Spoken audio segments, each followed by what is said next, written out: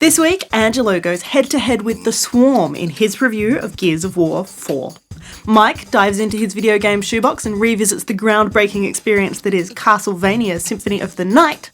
And Jonny catches up with the team at CD Projekt RED to chat about their upcoming standalone card game, Gwent. This is Player Attack.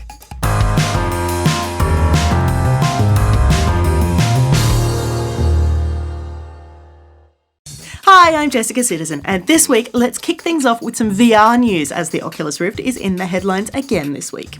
Specifically, the price of a virtual reality ready PC has been halved thanks to a nifty firmware upgrade from Oculus.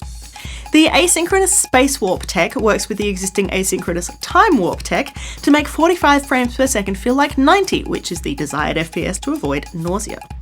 Essentially, the two systems significantly lower the entry requirements for VR to something like an NVIDIA GTX 960, an Intel Core i3-6100 or AMD FX 4350, and just 8GB of RAM. There's also reportedly an updated wireless headset in the works and a collection of new games. PlayStation VR launched this week, and Sony's Sean Layden has surprised us all by revealing the company is planning non-gaming apps for the hardware. Obviously, these ones aren't going to come from the PlayStation side of things, but the teams at Sony Pictures Entertainment and Sony Music are reportedly already hard at work on all sorts of fun stuff. But for now, it's the games that are getting people excited for PSVR, even though we've just learned that two of the biggest titles are not quite as exclusive as we thought they were.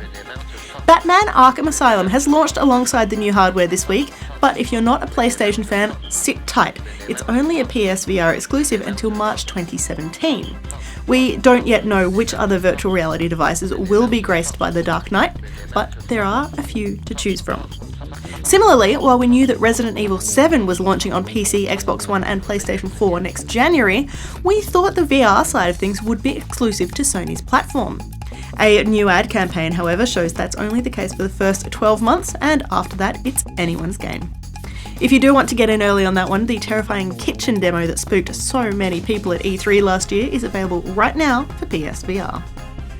Moving on, but sticking with PlayStation for the moment, Bethesda has thrilled console gamers around the world by backflipping on their recent statement about mods. Turns out that both Skyrim and Fallout 4 will be getting mod support on the PlayStation 4, despite the publisher announcing it wasn't going to happen. Skyrim Special Edition will have modding from day one when it launches on October 28. Fallout 4 fans will be left waiting a little while longer though, with Bethesda not announcing a confirmed date just yet. Of course, there's a catch. Mods for PlayStation 4 will only use assets already found within the games. There is no support for external assets, which means that some of the most popular mods won't be compatible with the PlayStation build.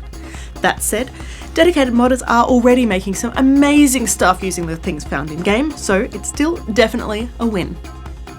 In quick news, Ubisoft has confirmed what we'd all been hoping: there will be a new Beyond Good and Evil, with series creator Michel Ancel working with the publisher to bring the series back to life. No news as yet on whether it'll be a prequel, a sequel, a reboot, or something completely different, but at least we know for sure that it is happening. But Ubisoft is far from being the good guy if you're a fan of split-screen multiplayer. Despite promising over and over that it would be a key part of medieval brawler For Honor, it now looks like the feature has been dropped. Basically, the studio says they had to cut the feature in order to properly support online co-op. The decision was made to polish all of the game's features to the AAA level and give gamers the most amazing experience. This comes 12 months after creative director Jason Vandenberg described split screen as absolutely a key feature that was super required for the game to work as intended. If you're intrigued by Microsoft's new action-adventure experience ReCore, you can now try it out for 30 minutes without paying a cent, thanks to developer Armature Studios. The demo is available on both Xbox One and Windows 10, and if you like what you see, you can buy the full game and pick up just where you left off. And because it wouldn't be gaming news without a Pokemon Go update, Niantic has a couple of big changes in the pipeline. First up, all of those medals you've been collecting will soon translate to a new capture bonus that will increase your chances of successfully capturing specific types of Pokemon. For instance, when you earn a new tier in the Kindler medal, you'll have a better chance of capturing Fire-type Pokemon such as Charmander, Vulpix or Ponyta. And once you've caught all these extra pocket monsters, you can now use them more effectively in your local gym. Until now, you could use 6 Pokemon to attack a gym owned by an opposing team, but only a single one if you wanted to train at a gym of your colour. An upcoming update promises to change all that, giving you 6 Pokemon to play with no matter who owns the gym you're targeting. The new approach is designed to give new players the best possible start in the game, and it might also see the CP of the Pokemon you are training against be temporarily adjusted down during your training session to better match your Pokemon's battle capabilities. It is a nice touch, but is it too little, too late? And while we're pondering that, we're right back to movie news. It looks like the hype about Gears of War can be expected to continue for a little while longer, with development director Ron Ferguson confirming that yes, the franchise is headed to the silver screen. A storm is coming, and my son is walking right into it. The film rights were originally sold to New Line back in 2007, with Top Gun director Tony Scott reportedly looking to direct. Nothing ever came from that arrangement, but now it seems Universal has picked things up and is taking things pretty seriously. Obviously, it's still too early to talk details, but we are told rather than lifting one of the game's storylines verbatim, instead the film will take characters and concepts from the games to create something entirely new. But of course, we could list a million games that have gotten to exactly this point and never moved any further, so let's just wait and see with Gears, shall we? For more information on any of these stories, or to keep up to date with the latest gaming news, head to playerattack.com. But for now, stick around, we've got plenty more still to come.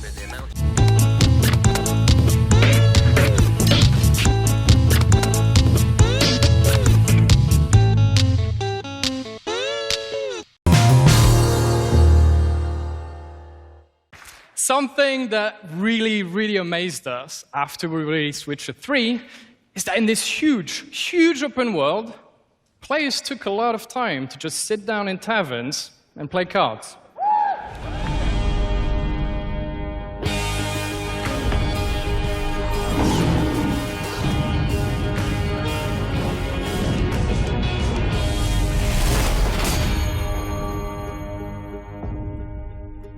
How has it changed since The Witcher 3?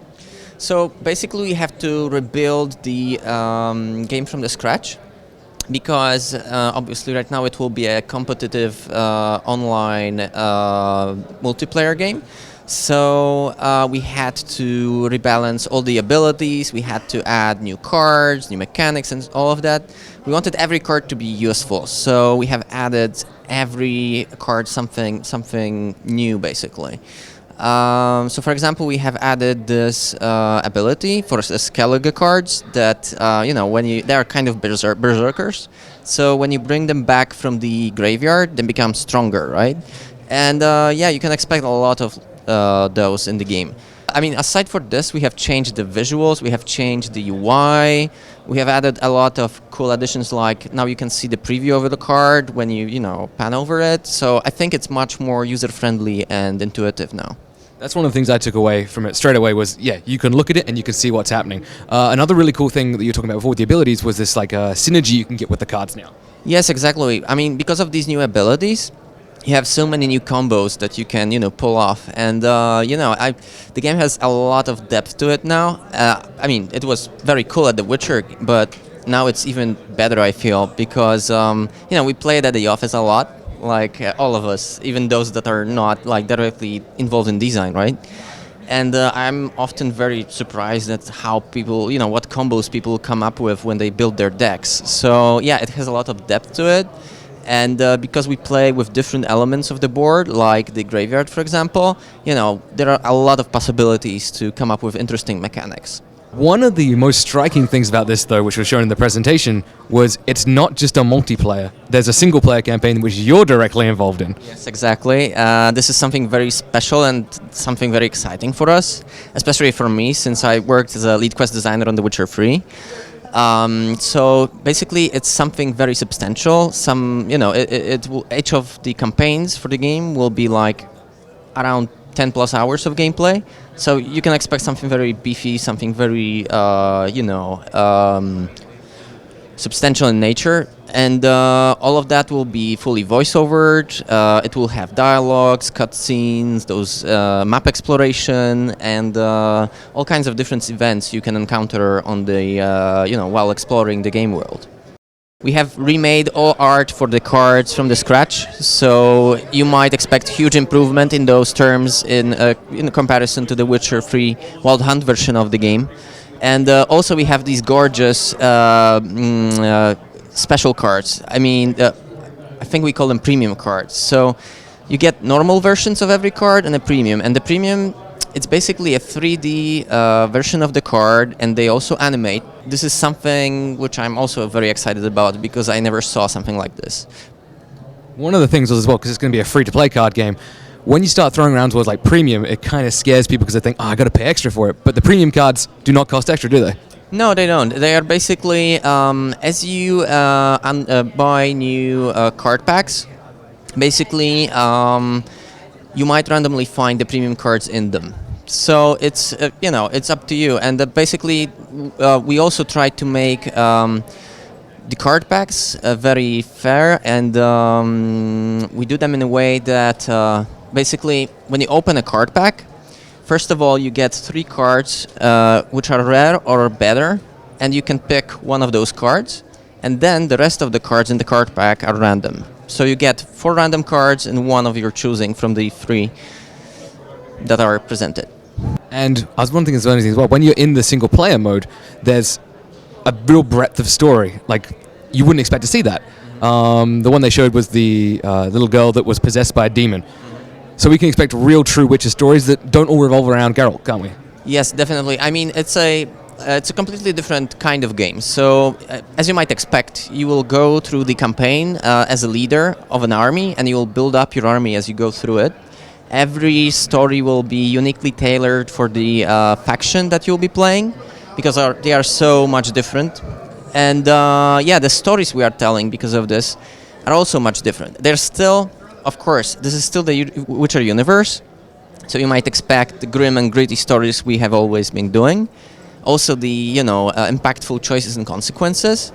But, like I said, it's from the perspective of the leaders. So it's much different to, lone a monster slayer that is wandering the lands, right? So I think what's also very cool about it is that all the characters in the Witcher universe are not your archetypical characters from the fantasy genre. So, as you know, the kings and the queens are not exactly one-dimensional characters in these games and in this universe in general. So yeah, I think people that love the Witcher games for the setting, for the universe, will enjoy that a lot. And people, of course, that didn't play the Witcher games will also enjoy it because it's very unique and very how to say it, enjoyable, I feel.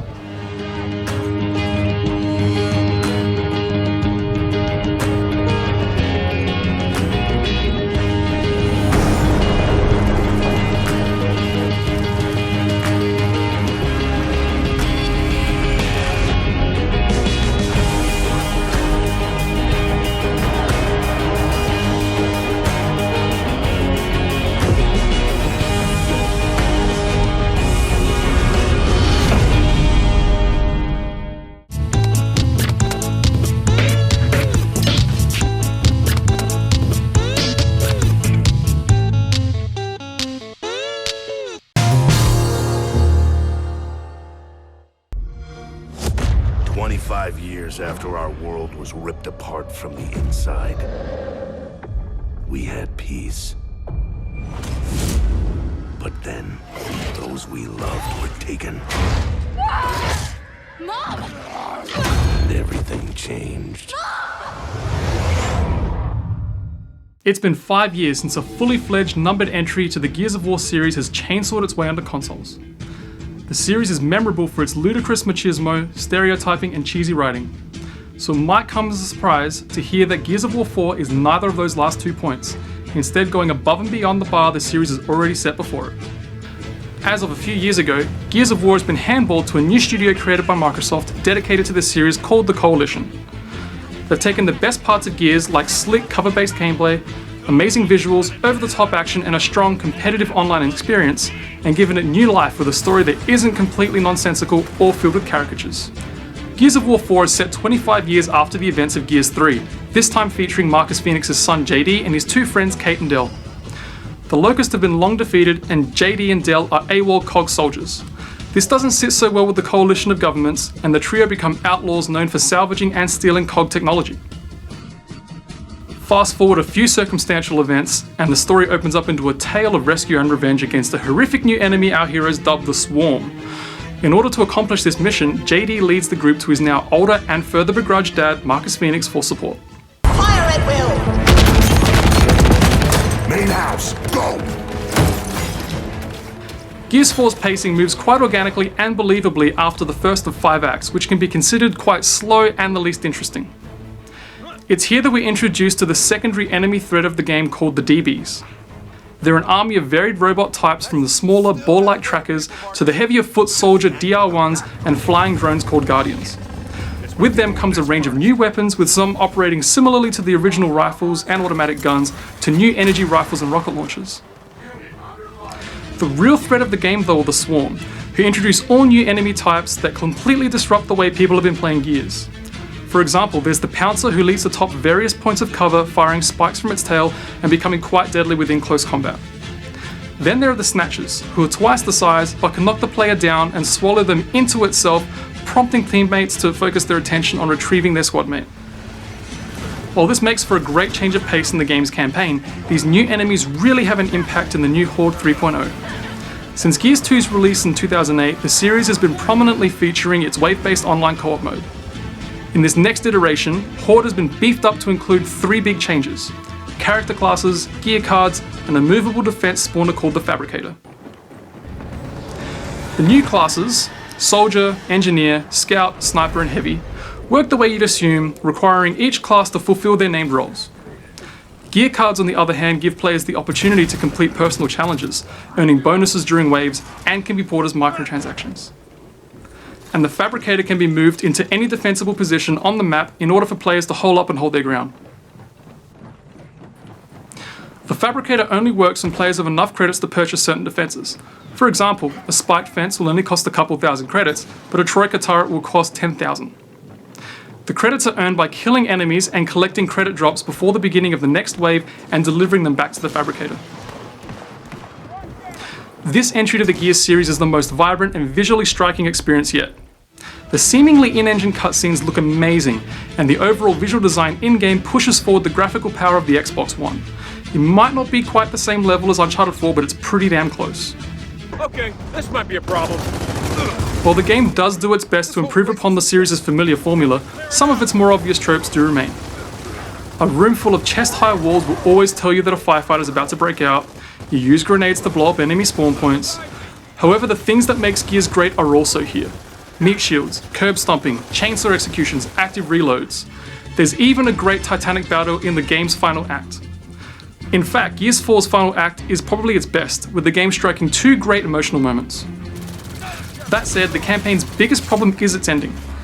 The game does so well to set up its characters, sense of place and story, yet it cuts itself short of any resolve and leaves on an infuriating cliffhanger. Gears 4 is an amazing game that takes the best parts of its previously established formula and improves upon them in almost every way. Despite the disappointing ending, Gears 4 is an incredible effort that triumphantly slots itself into Microsoft's 2016 trifecta of Xbox One exclusives: Quantum Break, Forza Horizon 3, and Gears of War 4. The Coalition has taken an established franchise from a huge developer in the shooter genre and made it their own for the better. Gears of War 4 is the game all shooter fans need to get their hands on.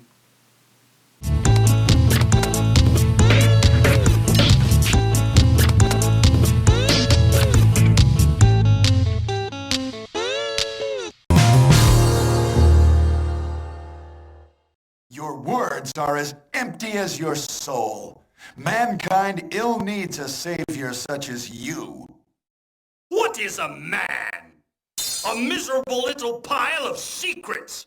But enough talk. How about you?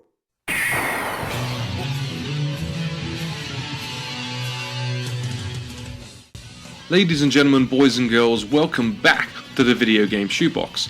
I'm Mike Notridge, and this week I'm heading back to the original PlayStation for the game that put Lavania into Metroidvania, Castlevania, Symphony of the Night.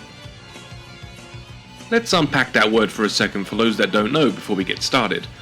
Metroidvania is a word used to describe a genre of action platform games that are non-linear and require constant backtracking and acquisition of power-ups to reach new areas. Nintendo's Metroid series had spearheaded the genre years earlier, whereas previous games in the Castlevania series were traditional level-based action platformers. Start level, walk right, kill bad guys, and a boss, next level. The series centers around Dracula, Lord of Shadow, his followers and the Belmonts, a family of vampire hunters that has existed for generations to stop Dracula every time he is resurrected. Symphony of the Night was the first game in the series to follow the Metroid blueprint closely, and fans loved the game so much that all games since then that share the same design are lovingly referred to as Metroidvania titles. Some more recent games that use this method of progression are Dust and Elysian Tale, Shadow Complex, and Guacamelee. The Castlevania timeline is actually very convoluted. Much like Metal Gear or the Legend of Zelda series, the overarching story of the series is not told sequentially with the release of the games. Some of the more recent games actually take place earlier in the timeline, filling in valuable plot holes for fans of the series. Symphony of the Night is actually a direct sequel to Rondo of Blood, or Dracula X depending on where you live. It's a direct sequel to the point that the opening of Symphony is actually the final showdown between Richter Belmont and Dracula from Rondo of Blood. Partially to give context to where the game sits in the timeline, but also as a reference for some plot elements further into the game. It doesn't just show you the boss battle, you had to do it yourself. You've only just picked up the control and you're already fighting Dracula.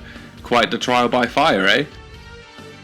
After Dracula is defeated in the Rondo portion, time passes and eventually Castlevania reappears, signalling that the Vampire Lord has returned once again, but instead of a Belmont storming the castle, however, we take control of Alucard, and he is powerful as shit, chopping down the strongest of enemies with a single swing of his sword and strutting with his sick cape. That is of course until Death rears his ugly head and removes all your powers, because video games! This leaves you with basic everything. No weapon, no shield, barely any attack or defense stats. It's up to you to level up and find and equip new, more powerful weapons, items and spells to get strong enough to conquer Castlevania. The game gets pretty tough as you progress, and there is no checkpoint system, just a handful of save rooms scattered around the castle, so be sure to save often. Too many times I passed the save room thinking, I've got full health, I'll be fine! Only to get completely decimated because I didn't know that the next room was a boss that I was ill prepared for, so don't make the same mistakes I did, kids. I can't talk about a Castlevania game without bringing up the music. It's incredible. To be honest, most of the music in the entire series is fantastic. It's very good at getting you amped and in the mood to chop down some monsters. A few foreboding piano melodies here and a smattering of awesome guitar riffs there add up to an amazing soundtrack that helps keep the action frantic and also assists in identifying the many areas you'll be revisiting throughout your adventure. Symphony is actually the easiest entry in the series to get into. You're free to explore the castle at your own pace with no time limit, so even if you're not an epic speedrunner, you can still enjoy this great game. It's also the easiest game to access too, since it's been re-released so many times. You can get Dracula X Chronicles, a 2.5D remake of Rondo of Blood on PSP or Vita, which also includes Symphony as an unlock once you beat it, so you get the entire mini-arc in one cool package. The original PlayStation Classic is also on the PlayStation Store for PS3, PSP and Vita, and finally on Xbox 360 via the Xbox Live Arcade, and handily, via backward compatibility, it can also be played on Xbox One. This is how I went back to re-experience this game that is well regarded as one of the greatest in history for a reason. Much like the castle itself, Castlevania Symphony of the Night has withstood the test of time. It stands as a testament to the old adage, if it ain't broke, don't fix it. That's it for this visit to the Video Game Shoebox. Join me next time when I'll be dusting off some more cartridges. Be sure to let me know in the comments or on Twitter any games you'd like to see get a retro regression session on here. I've been Mike Notridge, and I will see you next time. What's in your Video Game Shoebox? And that's about it for this edition of Player Attack. Thanks for watching. Next week, Jonny finds out a little bit more about the latest strategy in Civilization 6, and we check out the Lucid Sound LS30, which promises to be a gaming headset that not only doesn't suck, but looks pretty stylish at the same time. In the meantime, you can catch us at playerattack.com. We're on Facebook, YouTube and Twitter, and if you've got something you want to say, send us an email, mailbox@playerattack.com, or just hop on our forums. Also, if you want to support Player Attack, you can find us on Patreon and help us bring you the latest in gaming news, plus all these wonderful interviews and reviews from the world of video games. Till next week, I'm Jessica Citizen, and this is Player Attack.